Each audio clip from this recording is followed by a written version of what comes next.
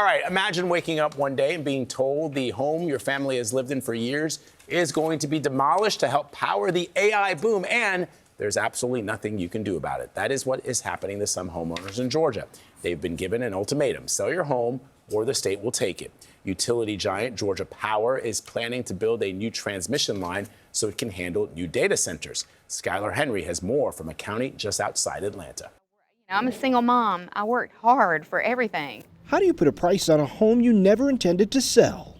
One filled with more than 2 decades of memories. I think I was 5 or 6 when this was built. The treehouse where you grew up playing pretend. The yard where you buried your pets. The greenhouse that fed your family. When you talk about what being on this property means to you, Yeah. right? It's y'all's. It's ours. It's ours. It's my mom's. It's mine. It's my daughter's. It's our family. We belong here. But Ansley Brown's childhood home likely won't be here much longer. That's because the state's largest utility, Georgia Power, says it needs the area to make way for a 35-mile-long transmission line. Georgia Power has been here for as long as Ansley's mother has owned this property. It's just beyond the tree line. Now, with the expansion of this latest project, they're looking to take the 2.5 acres the house sits on. Georgia Power says increasing demand from homes, businesses, and data centers has outpaced the capacity of its existing grid, and building a new transmission line requires acquiring more than 300 parcels of land, including residential properties. What did your mom tell you she wanted for this property to be? Generational wealth. So I have a young daughter. This home is supposed to go to her. True generational wealth was the idea, and now it's being stripped from us. Georgia Power estimates 70 to 80% of the power on this new line is expected to help serve data centers, being built in part to support the growing demands of artificial intelligence. It says the remaining 20 to 30% of power will serve the state's growing residential and commercial demand. All power generation starts somewhere. Holly Lovett is a Georgia Power spokesperson. We take into factor our customers, first and foremost. They are at the center of our business and the core of what we do. We want them to be able to have their daily lives. And we take that seriously. It is something needed for survival. And we empathize with these community members who are seeing this growth. Georgia Power told us that they feel as if they've done this process responsibly. What would you say to that? I disagree. You can't tear down 35 miles of rural Georgia and it not hurt something or somebody. And to say that you're doing it in the name of data centers is a slap in the face to us, our community, our animals. Brown's mother recently came to an agreement with Georgia Power to sell.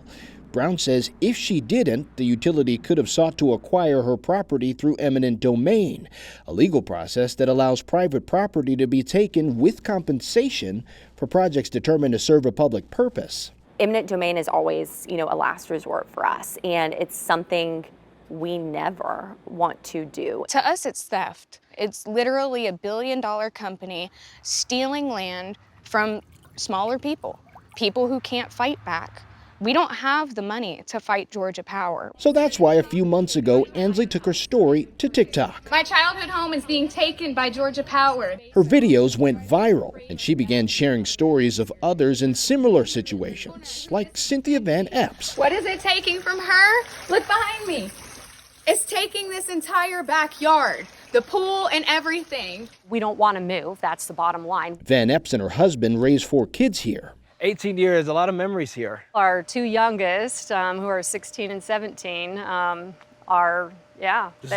is the house they've known. This is the only house that they've known. If Van Epps doesn't sell Georgia Power her property, she says the utility can obtain an easement across a chunk of her backyard, which would require removing the pool and would leave the transmission line just feet from her home. One of their trucks could pull up right outside our bedroom door, 12 feet from our bedroom door, and there's absolutely nothing we could do about it. What do you say to someone who will push back on any sort of offer that's out there and say, well, the price tag can't replace memories? Oh gosh, it almost makes me emotional because I have those memories in my house, and I get how deeply personal people's homes are. I would just say that we see you and we hear you, and we want this process to be respectful and transparent, and that is going to ultimately benefit you. We want that. Ben Epps and Brown don't buy that. And while they both know it's likely too late to save their homes, they don't want to see this happen to anyone else. My mom wants an apology. She wants an apology from Georgia Power. That's it. And it's because of how she feels as if she's been treated. Yeah. I mean, for an entire year, they have bullied her. And there is no sorry. They even told us they don't pay for pain and suffering. So that's what we want. We want an apology from Georgia Power. We want them to say, hey, we're sorry.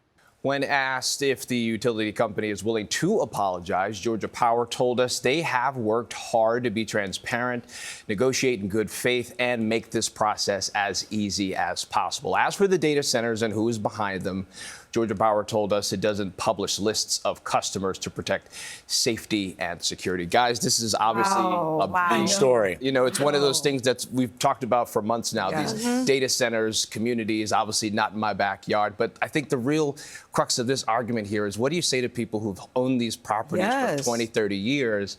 And it's like, you gotta go. And you feel the emotion. It's interesting to me that Georgia Power says we've tried to make this process as easy as possible. Their definition of easy as possible is very different from what these families are experiencing. It's still hard to believe there's nothing they can do, nothing. And the reality is that you're looking at this is going to happen more and more because you're going to need over the next 20 years, 10 to 20 years, 10 to 15% more power than is being generated right now in the United States. That's probably 100 nuclear reactors if you have to generate 110 gigawatts. How do you put a price tag on this? Truly, can't. It is so tough. Skyler, we thank you.